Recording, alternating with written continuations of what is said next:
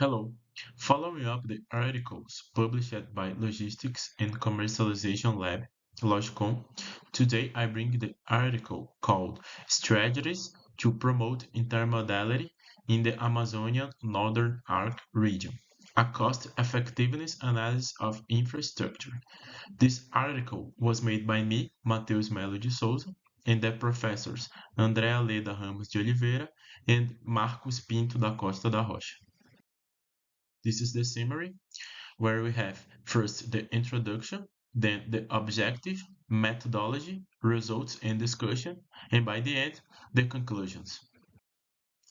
Despite the importance of the national agribusiness, Brazilian commodities lost competitiveness against the other producing countries such as United States and Canada due to the deficiencies related to the transportation logistics of production.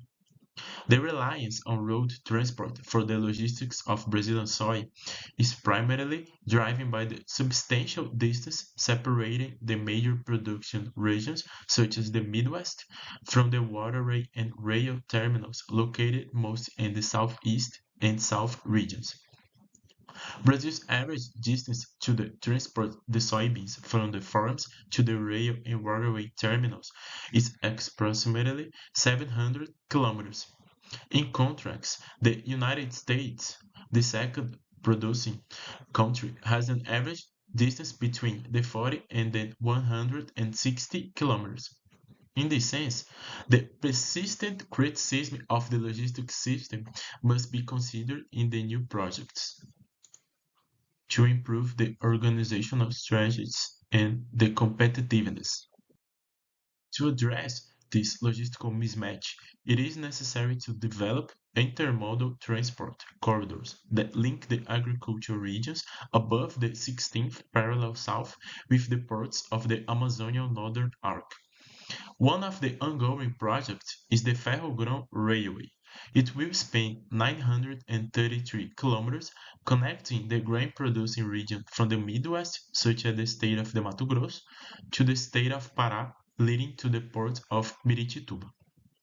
Another important project is the expansion of the commercial navigability of the Araguaia-Tocantins waterway. It is one of the main transport routes in the central North Brazilian corridor, with a navigation potential of approximately 3,000 kilometers, connecting part of the state of Mato Grosso to the Vila do Conde port in the state of Pará.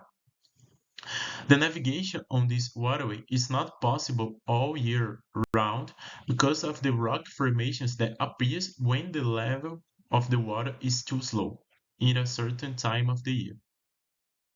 In this sense, this study aims to evaluate whether there are socioeconomic benefits to implementing true logistic projects in the Amazon region, such as the Ferrogrão Railway and the Araguaia-Tocantins waterway, considering the maintenance of the Amazonian Northern Arc port capacity. The method that was chosen in this study was the cost-effectiveness analysis. This is an evaluative method to compare projects by assessing the cost-to-outcome ratio. This analytical approach is utilized in various sectors, such as health, education, and other domains, where effectiveness is measured using quantifiable indicators not expressed in monetary terms. It is vital in evaluating policies, technologies, and infrastructure interventions within transportation.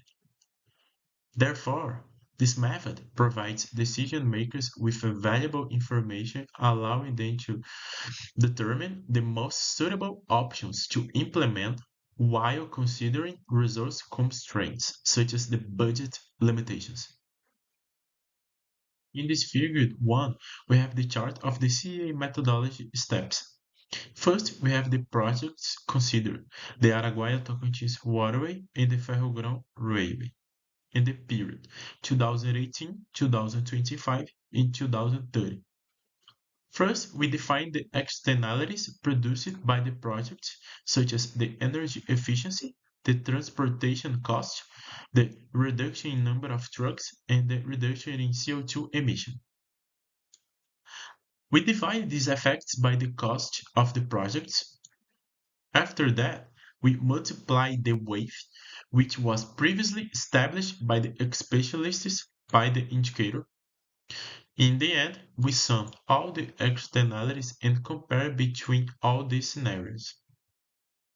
The figure 2 evaluates the scenarios and port capacities considered the year 2018, 2025, and 2030. The scenarios nominated by R and W evaluate the Ferrogrão Railway and the Araguaia-Tocantins Waterway individually for productive transportation, aiming to analyze the impact of each one concerning port capacities of 50% and 100% in Amazonia Northern Arc. Conversely, those named RW evaluate both routes simultaneously with 50% and 100% of the capacity of the Amazonia Northern Arc. Beside that, in the study, the scenario analysis proposal is based on the research conducted by Souza, according to which 3 years were considered: 2018, 2025, and 2030, considering the respective productions 2018 and projections 2025 and 2030. This time frame was established considering the inherent characteristics of the infrastructure projects, which involve extensive planning, implementation, and operation periods. Moreover, it considers port demand projections. In the figure 3, we can see the region and the logistics projects considered in this study. The one Ferrogrão Railway is located beginning in the state of Mato Grosso and ending in the state of Pará in the port of Miritituba. The second project, the Araguaia-Tocantins Waterway, begins in the state of Mato Grosso and part of the state of Goiás, and ends in the state of Pará in the port of Vila do Conde. After defining the indicators, a sensitivity analysis was performed using 6 criteria: the variation of the proposed weights. This analysis can be used to verify if a change in the indicator's importance alters the undertaking's final evaluation. The attribution of weights was based on interviews with a grain logistics specialist at a private company and an infrastructure specialist at a public agency.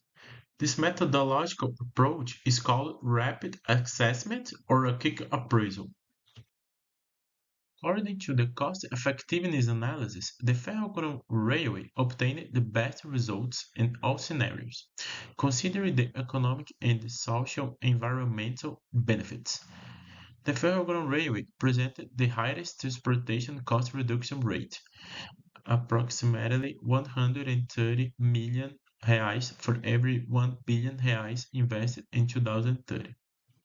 At the end of the 65-year concession period of the Ferrogrão Railway, the estimated total reduction in transportation costs was 8.45 billion reais. This amount corresponds to the total invested by the Brazilian road concessionaires in 2017, and if it was divided by the current paved road extension, it would represent 158,000 reais per kilometer, a value higher than the invested by the federal government between the 2018 and 2021. Thus, considering that between 2007 and 2017, accidents involving trucks were responsible for more than 8,000 deaths, approximately 10% of all fatalities in the Brazilian roads, and the cost of the accident was estimated by 29 billion reais. Only in 2016 and 2017, the removal of 60,000 trucks can represent a greater safety on the highways as well as savings for the health system. Finally, with the expansion of the intermodality, especially in the Amazonian Northern Arc, there will be a decrease in the operational costs of transportation. Considering that on roads with poor pavement conditions, the cost increase can be up to 91%, and the geographic regions that have the highest proportion of these roads are the North with 75% and the Midwest with 71%. The Araguaia-Tocantins waterway showed a potential reduction of up to 100 million reais for every 1 billion reais invested, approximately 30% lower than the provided by the Ferrogrão Railway. When we evaluate the implementation of the Ferrogrão Railway and the Araguaia-Tocantins waterway simultaneously, we concluded that the reduction in transportation costs reaches levels up to 100 million reais for every 1 billion reais invested in 2030. A value like that obtained by the implementation of the Araguaia-Tocantins waterway alone and lower than the provided by the Ferrogrão Railway. As we can see in the figure 4, according to the cost-effectiveness analysis, all scenarios show that the best results for the Ferrogrão Railway, considering the economic and social environmental benefits, even if we have the increase of 50 and 100% in the port capacity. The Ferrogrão Railway is presented as the option that offers the greatest economic and social environmental advantages in the analyzed years.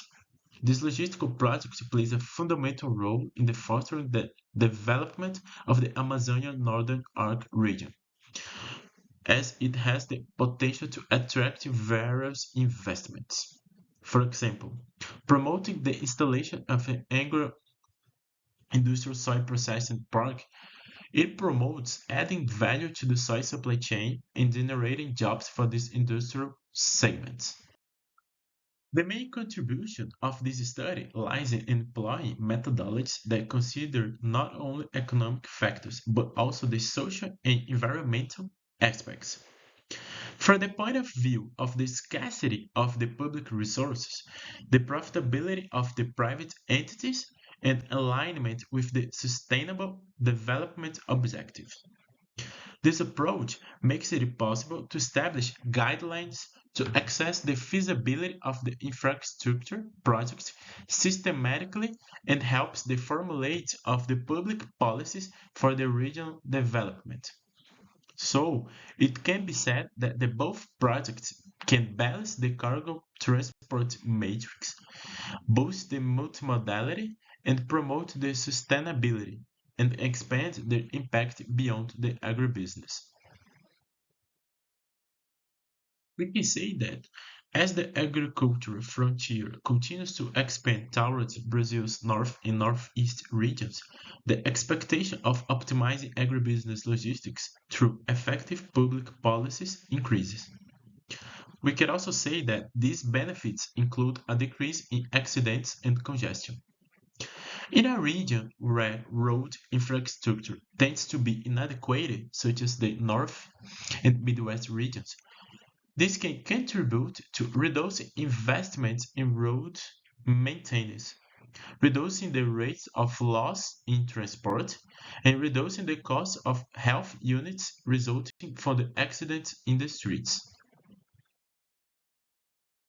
The authors would like to thank the National Council for the Scientific and Technological Development, CNPq, and the Coordenação de Aperfeiçoamento de Pessoal de Nível Superior, CAPES, for the funding of this work. Here, we have the link for anyone who wants to read the article in full, and we also have the social networks for anyone who wants to know about the research that we do in the logical. Finally, I would like to pay tribute to the Professor Marcos Pinto da Costa da Rocha, who was my master's advisor and unfortunately passed away while carrying out this research. Thank you for all the teachers received during your guidance. Your love for life and teaching inspires each of the students who were guided by you. Rest in peace, Marcão.